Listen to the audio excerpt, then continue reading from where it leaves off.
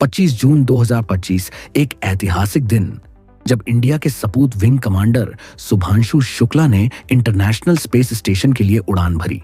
14 दिनों तक अंतरिक्ष में रहकर देश का नाम रोशन करने के बाद अब वक्त आ गया था घर वापसी का।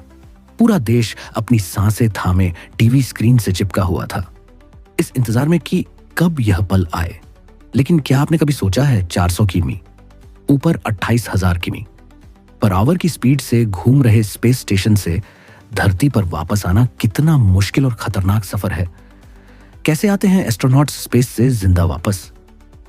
यह कोई आम सफर नहीं, यह साइंस, इंजीनियरिंग और हिम्मत की एक अद्भुत कहानी है।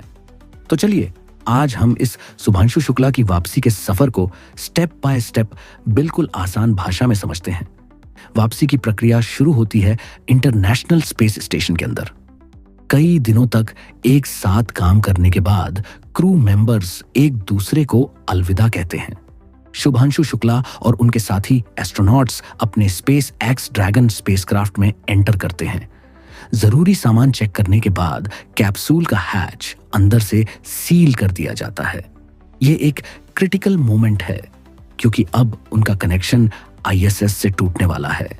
नासा के कमांड सेंटर से गो सिग्नल मिलते ही अनडॉकिंग सीक्वेंस शुरू होता है। कैप्सूल में आईएसएस को जोड़े रखने वाले 12 लैट्स और हुक्स धीरे धीरे खुलते हैं। बिल्कुल हल्के झटके के साथ ड्रैगन कैप्सूल स्टेशन से अलग हो जाता है। लेकिन इतना काफी नहीं है। अब कैप्सूल के छोटे छोटे थ्रस्टर्स, जिन्हें ड्रैको थ्रस्टर्स कहते हैं, फायर होते हैं। ये कैप्सूल को धीरे धीरे आईएसएस से दूर एक सेफ डिस्टेंस पर ले जाते हैं। यह इसलिए जरूरी है ताकि वापसी के अगले स्टेप के दौरान कैप्सूल स्टेशन से टकरा ना जाए। एक बार सेफ डिस्टेंस पर पहुंचने के बाद वापसी का सबसे इंपॉर्टेंट स्टेप आता है डियोनाबिट बोन। इसमें ड्रैगन कैप्सूल के मेन थ्रस्टर्स कुछ मिनट्स के लिए फायर होते हैं। यह बर्न कैप्सूल की स्पीड को कम कर देता है, जिसकी वजह से वह अर्थ की ग्रेविटी के प्रभाव में आकर नीचे गिरना शुरू कर देता है। यह पॉइंट ऑफ नो रिटर्न है। अब धरती पर वापसी तय है। डियोनाबिट बोन के ठीक बाद एक और जरूरी प्रोसेस होता है, ड्रैगन ट्रंक सेपरेशन। आप जो यह कैप्सूल के पीछे सिलेंडर जैसा दिख रहे हैं, इसका ट्रंक है। इसमें सोलर पैनल्स और कूलिंग सिस्टम लगा होता है, जिसकी अब जरूरत नहीं। इस ट्रंक को अलग कर दिया जाता है और यह ट्रंक अर्थ के एटमॉस्फेयर में एंटर करते ही जल कर राख हो जाता है। इसको अलग रखना इसलिए भी जरूरी है क्योंकि इसके पीछे ही छिपा है कैप्सूल का रक्षा कवच, उसका हीट शील्ड। ट्रंक के अलग होते ही कैप्सूल 100 ECDG पर घूम जाता है ताकि उसका हीट शील्ड वाला हिस्सा आगे की तरफ हो जाए।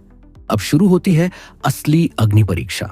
28,000 किमी पर आवर की स्पीड से जब कैप्सूल धरती के एटमॉस्फेयर में घुसता है तो हवा के घनेपन की वजह से उसके आगे एक प्लाज्मा की लहर बन जाती है। इसका टेम्परेचर 300 डिग्री सेल्सियस तक पहुंच जाता है। यह इतनी ज्यादा गर्मी है जो स्टील को भी पिघला दे। इस एक्सट्रीम हीट से एस्ट्रोनॉट्स को बचाया तो यह हीट सील्ड ही है जो बचा सकता है।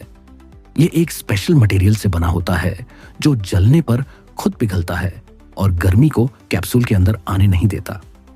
इस प्रोसेस के दौरान कुछ मिनट्स के लिए कैप्सूल का कांटेक्ट जमीन से पूरी तरह टूट जाता है। यह पल कैप्सूल के अंदर बैठे स्टेनॉट्स के लिए सबसे ज्यादा टेंशन से भरे होते हैं। एटमॉस्फेयर की आग से निकलने के बाद भी कैप्सूल की स्पीड अभी भी बहुत ज्यादा है। लगभग 12,700 मीटर की ऊंचाई पर कैप्सूल के 2 छोटे ड्रैगन पैराशूट्स खुलते हैं। इनका काम कैप्सूल को स्टेबलाइज करना और उसकी स्पीड को अचानक कम करना है। और फिर लगभग 2000 मीटर की ऊंचाई पर आती है सबसे खूबसूरत तस्वीर। कैप्सूल के 4 बड़े मेन पैराशूट्स एक एक करके खुल जाते हैं और ये 4 पैराशूट्स मिलकर कैप्सूल की स्पीड को 25 से 30 किमी पर आवर तक, यानी एक सेफ लैंडिंग स्पीड तक ले आते हैं। अब सब कुछ शांत है। ड्रैगन कैप्सूल धीरे धीरे नीचे आ रहा है। समुद्र में नासा और स्पेस एक्स की रिकवरी टीम्स पहले से ही तैयार रहती हैं और आखिरकार एक हल्के से झटके के साथ कैप्सूल समुद्र में गिराया जाता है। रिकवरी बोट्स तेजी से कैप्सूल तक पहुंचती है और उसे सिक्योर करती है और एक बड़े रिकवरी शिप पर गन की मदद से उठा लिया जाता है। शिप पर आने के बाद कैप्सूल का दरवाजा खोला जाता है और हमारे हीरो शुभांशु शुक्ला अपने साथियों के साथ 14 दिन बाद धरती की हवा में सांस लेते हैं। एक लंबे और खतरनाक सफर के बाद वह सुरक्षित वापस लौट आए हैं। आपको यह जानकर खुशी होगी कि आज तक नासा का कोई भी वापसी मिशन जो इंटरनेशनल स्पेस स्टेशन से अंतरिक्ष यात्रियों को लेकर पृथ्वी पर वापस आ रहा हो, फेल नहीं हुआ है। इस मामले में नासा और उसके सहयोगियों का रिकॉर्ड 100% सही रहा है। हालांकि लोग अक्सर 2003 की स्पेस शटल कोलंबिया दुर्घटना के बारे में सोचते हैं। यह बात ध्यान में रखना जरूरी है कि कोलंबिया शटल ISS से नहीं लौट रहा था। वो एक अलग 16 दिवसीय साइंस मिशन पूरा करके वापस आ रहा था और वायुमंडल एटमॉस्फेयर में रीएंट्री के वक्त टूट गया था। ISS के अंतरिक्ष यात्रियों की सुरक्षित वापसी के पहले स्पेस शटल, फिर लंबे समय तक रूसी सोयूज स्पेसक्राफ्ट और अब SpaceX के SpaceX क्रू ड्रैगन का इस्तेमाल किया गया है और इन सभी ने ISS से लौटने वाले मिशनों को सफलतापूर्वक पूरा किया है। तो सरल शब्दों में ISS से धरती पर वापसी का कोई भी मिशन आज तक असफल नहीं हुआ है। अब सबसे बड़ा सवाल कब? इसरो के करंट प्लान्स और अनाउंसमेंट्स के मुताबिक इंडिया का पहला human space flight mission Gaganyaan साल 2025 में लॉन्च करने का टारगेट है। पहले यह मिशन 2022 के लिए प्लान था, लेकिन कोविड-19 पेंडेमिक और मिशन की कॉम्प्लेक्सिटी को देखते हुए सेफ्टी को टॉप प्रायोरिटी पर रखा गया। इसरो को कोई जल्दबाजी नहीं है।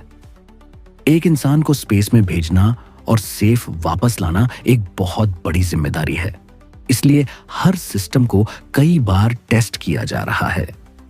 इस मिशन के 2 सबसे इंपॉर्टेंट पार्ट्स हैं।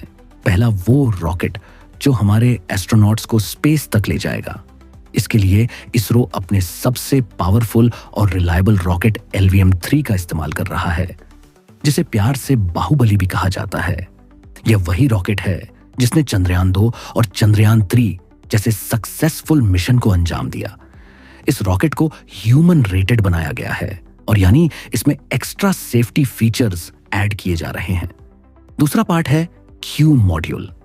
यह वो कैप्सूल है जिसके अंदर हमारे एस्ट्रोनॉट्स बैठेंगे। यह कैप्सूल एस्ट्रोनॉट्स को स्पेस में आग और रेडिएशन से बचाएगा और उन्हें 3 दिन तक स्पेस में रहने के लिए जरूरी सुविधाएं देगा। दोस्तों, इस तरह पूरा होता है क्रिस्टनॉट का अंतरिक्ष से धरती का सफर। यह कहानी है इंसानी दिमाग।